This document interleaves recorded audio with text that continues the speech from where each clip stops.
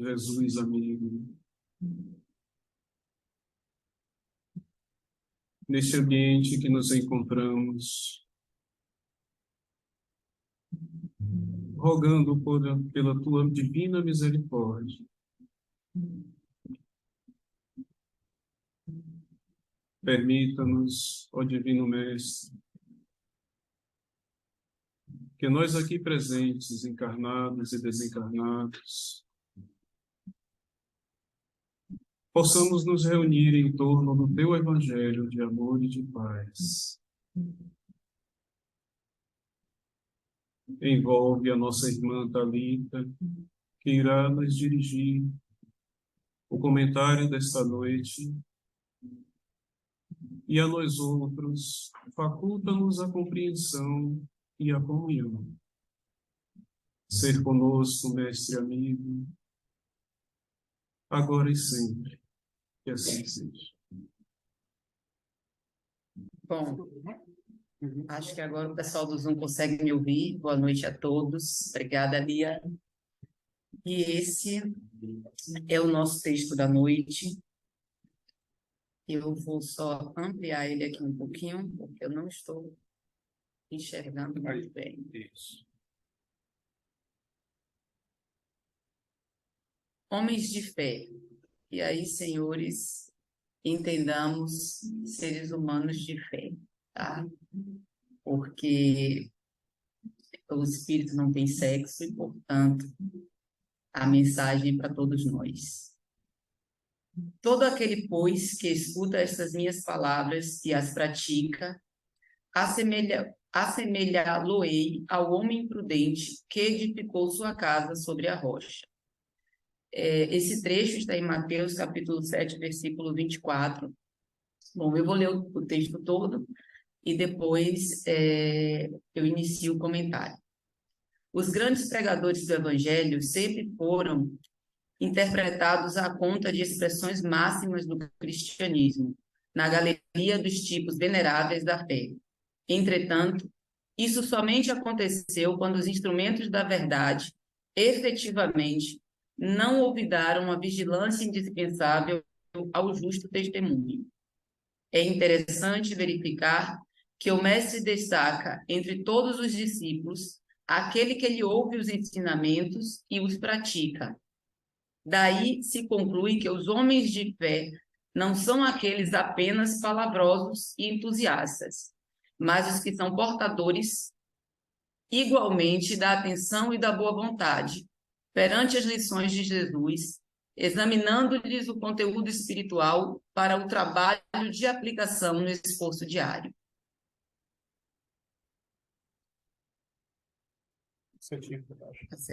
Né? Também aqui, ok. Reconforta-nos assimilar que todas as criaturas em serviço no campo evangélico seguirão para as maravilhas interiores da fé. Todavia, cabe-nos salientar em todos os tempos o subido valor dos homens moderados que, registrando os ensinos e avisos da Boa Nova, cuidam desvelados da solução de todos os problemas do dia a dia. Não é o meu, é o seu. Do dia a dia, da solução de todos os problemas do dia ou da ocasião, sem permitir que suas edificações individuais se processem longe das bases cristãs imprescindíveis. Em todos os serviços, o concurso da palavra é sagrado e indispensável, mas aprendiz algum deverá esquecer o sublime valor do silêncio, a seu tempo, na obra superior do aperfeiçoamento de si mesmo, a fim de que a ponderação se faça ouvida dentro da própria alma, norteando-lhes os destinos. Bom, esse trecho do Evangelho, ele está no capítulo 7 de Mateus, e ele vem, na verdade, ele é o final de 3 advertências que Jesus nos apresenta, né? Ele fala sobre pede e vos será dado, e aí buscais e achareis, né? e ele fala sobre se nós, como pais, ainda em condição de evolução, né, não negamos ao nosso filho o pão, imagine Deus, né? Ele não o faria. E por isso, pede e vos será dado, buscais e achareis. E aí ele traz como segunda advertência, ele fala sobre a porta estreita, né? Ele diz do cuidado que nós temos que tomar ao escolher o caminho que a gente vai seguir. E nos alerta que o caminho de Jesus, o caminho do Cristo, normalmente será o da porta estreita, né? Naturalmente, será aquele que aparentemente é o mais difícil. É o mais difícil porque, ao longo dessa trajetória e desse caminho, a gente vai precisar abrir mão de algumas coisas que, por conta da nossa condição moral, nos são muito caras.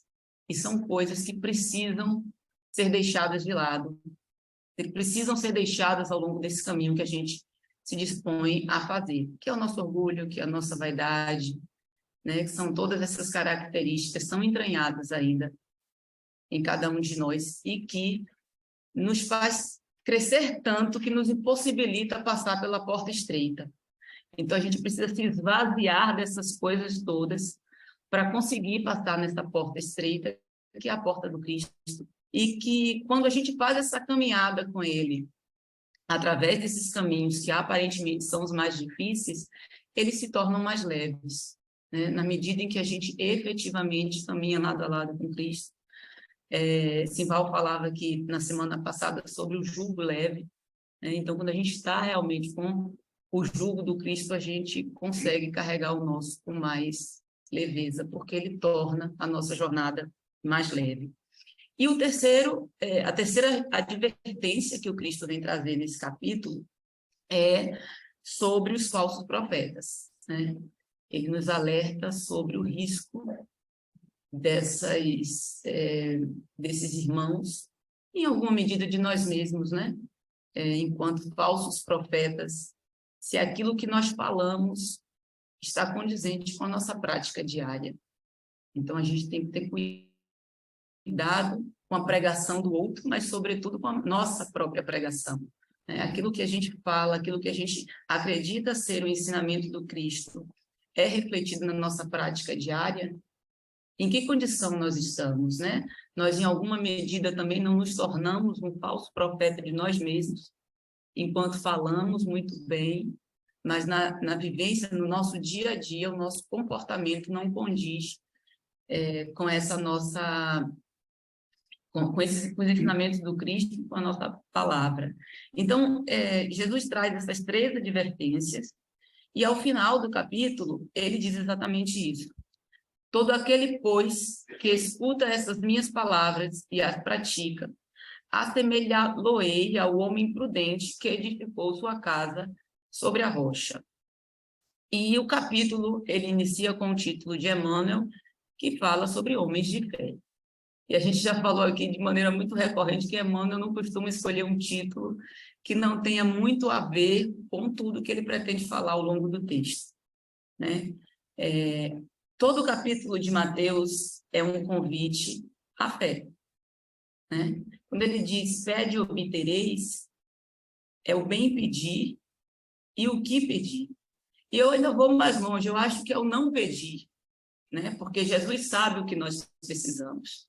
Então, talvez a gente precise pensar menos no que a gente pede e mais como a gente vivencia a experiência que nos é colocada. Então, repensar esse nosso pedir e talvez a gente entenda e chegue mais próximo do que Jesus quis nos dizer com pede e vos será dado.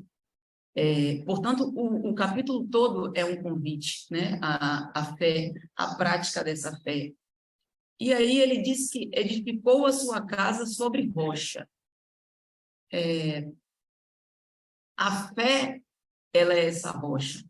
Ela é que nos possibilita construir a nossa casa de tal forma que tempestade alguma vai ser capaz de derrubar, né? Porque nós teremos certeza dessa experiência que nós estamos vivenciando. A fé, ela nos convida ao estudo, porque o estudo, a fé raciocinada, ela nos afasta dos falsos profetas, ela nos dá segurança naquilo que é a nossa crença, né? A fé, ela nos possibilita essa consciência de que precisamos seguir pela porta estreita, porque é nesta porta estreita que a gente vai enfrentar as nossas adversidades e deixar de lado toda aquela nossa bagagem que impede a nossa trajetória. E é a fé também que vai nos dar a certeza de que de que nós podemos remover montanhas, né? O Evangelho fala sobre isso. Só que a montanha que o Evangelho fala, ela não é literal. Ela é a montanha de tudo isso que a gente precisa deixar ao longo do caminho. É a montanha do nosso orgulho, da nossa vaidade, da nossa ira, da nossa incapacidade de olhar o nosso próximo com empatia, da nossa incapacidade de nos colocar no lugar do outro. E a fé é um instrumento de transformação nesse sentido. Portanto, edificar sua casa sobre rocha é edificar a nossa conduta sobre a fé cristã, aquela que o Cristo veio nos ensinar e que fez isso com a sua própria experiência de vida. Então, o Cristo, para além de alguém que falava, ele fazia aquilo que ele prega. E é isso que ele nos convida a fazer no texto, e Emmanuel tão sabiamente coloca como homens de fé. Quem são esses homens de fé? O que é que ele precisa ter? E aí ele inicia o texto dizendo: os grandes pregadores do Evangelho sempre foram interpretados à conta de expressões máximas do cristianismo, na galeria dos tipos veneráveis da fé. Entretanto, isso somente aconteceu quando os instrumentos da verdade, efetivamente, não olvidaram a vigilância indispensável ao justo testemunho. Esse justo testemunho, gente, é a nossa vivência. Não adianta recitar todo o Evangelho e não praticá-lo, porque efetivamente não vai nos trazer resultado. Talvez a gente, num primeiro momento, até consiga convencer alguns, mas a mudança que a gente pensa para o outro, a gente tem que começar na gente, né? E a caminhada, ela é coletiva, mas o processo de evolução, ele é individual.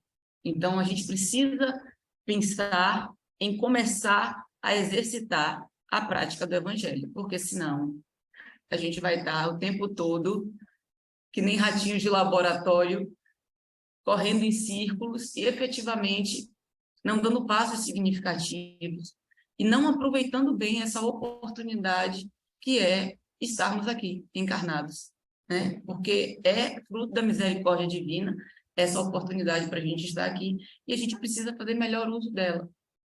Então, é um alerta que o Cristo fez, que o Emmanuel reforça, e que é uma indicação do que ele pretende ao longo do texto, quando ele fala de homens de fé. É interessante verificar que o mestre destaca, entre todos os discípulos, aquele que ele ouve os ensinamentos e os pratica. Daí se conclui que os homens de fé não são aqueles apenas palavrosos e entusiastas, mas os que são portadores igualmente de atenção e da boa vontade, perante as lições de Jesus, ensinando-lhes o conteúdo espiritual para o trabalho de aplicação no esforço diário. E aí, a gente precisa, obviamente, entender que isso é um processo, né? Todos nós aqui estamos em um processo de aprendizado e de evolução, cada um no seu tempo, com as suas dificuldades e com as suas experiências. Mas é importante que nós, enquanto pretensos cristãos, a gente comece, pelo menos, a nos vigiar, pelo menos a tentar identificar aqueles momentos em que os nossos equívocos são tão grotescos. Poxa, não deveria ter feito isso, não deveria ter falado assim, não deveria ter agido de tal forma. Porque isso é um primeiro passo, que é o reconhecimento do problema.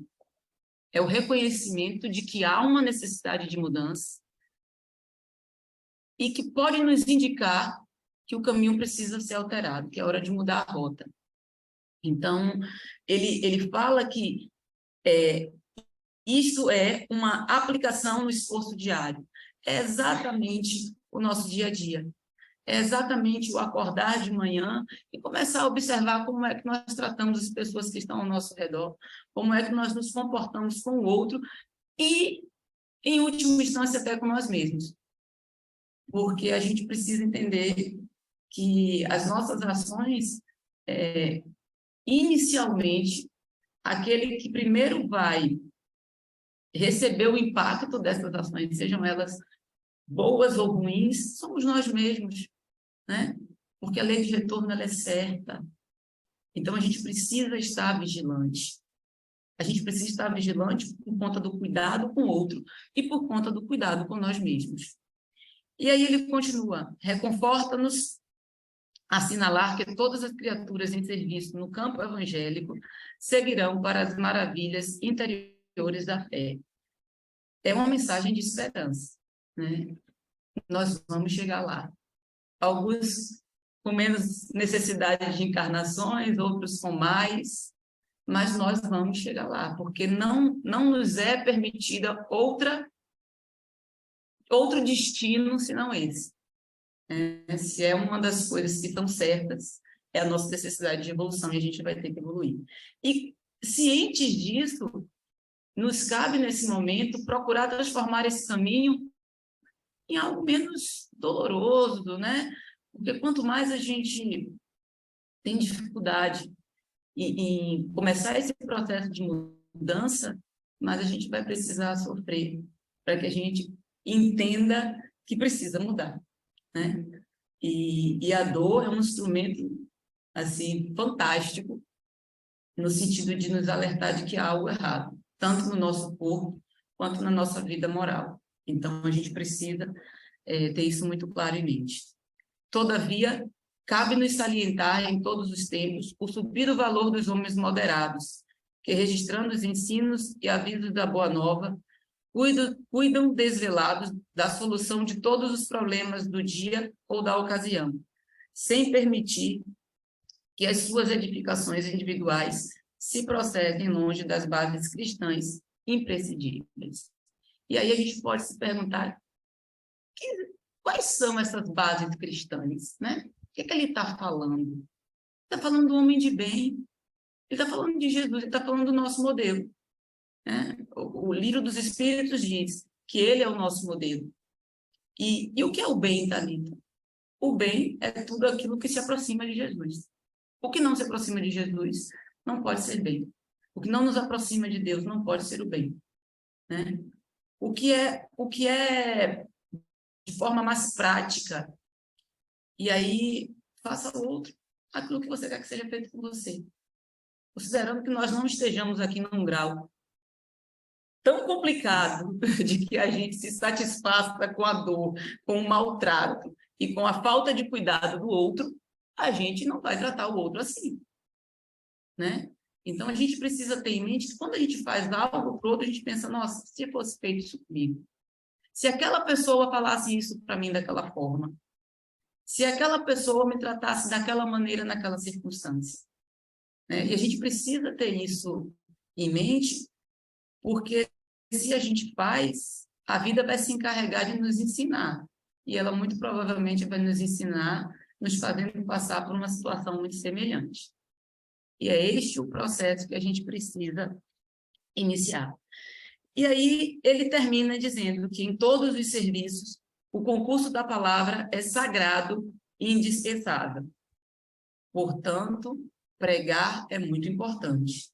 Mas aprendiz algum deverá esquecer o sublime valor do silêncio. A seu tempo, na obra superior do aperfeiçoamento de si mesmo, a fim de que a ponderação se faça ouvida dentro da própria alma, norteando-lhes os destinos. Ele está pedindo que a gente pare, desça desse loop que é a nossa vida e reflita. E pense sobre as nossas ações, pense onde nós nos encontramos nesse contexto de ensinamento do Cristo. Reflitamos, a gente não precisa dizer ao outro o que a gente é, não, mas a gente precisa começar a nos conhecer. Né? Conhece-te a ti mesmo. porque não há outra forma de trilhar essa porta estreita com Jesus sem nos conhecer, identificando dentro de nós cada uma desses nossos vícios e deixando ele ao longo do caminho, né? Isso é resultado de mais do que falar do Evangelho, refletir sobre o Evangelho e agir dentro dos ensinamentos do Evangelho. Porque senão a gente vai estar numa caminhada muito dolorosa, dentro de um processo difícil, e talvez a gente consiga caminhar muito pouco, né? A oportunidade da encarnação, ela é resultado da misericórdia de Deus e a gente precisa aproveitar. E o Evangelho, a todo momento, ele nos alerta para isso. Ele tenta acender dentro de cada um de nós a necessidade de vivenciar a experiência de Jesus. E aqui, eu não estou pregando que ninguém viva a vida de Jesus, porque definitivamente ainda não é o nosso momento. Mas a gente precisa começar. A gente precisa ser hoje um pouco menos complicado do que a gente foi ontem. E amanhã, e depois de amanhã. E o processo, ele é assim, ele é contínuo e passa pelo nosso processo de aprendizagem, que é importantíssimo. Porque quanto mais a gente conhece do Evangelho, mais certeza a gente tem de que aquele é o único caminho. Que ele efetivamente é o caminho. E ele é Jesus, é o seu ensinamento, é a sua vida, é o que foi a sua experiência. Então, esse é o convite que Emmanuel nos faz essa noite, para que nos tornemos criaturas de fé, né? Seres humanos de fé, pessoas de fé, efetivamente. Que Deus nos abençoe e nos guie, nos oriente ao longo da semana e tenha muita misericórdia com a gente, ao longo de nossa existência, para que a gente tenha sempre a oportunidade de recomeçar, de fazer novamente e de fazer melhor.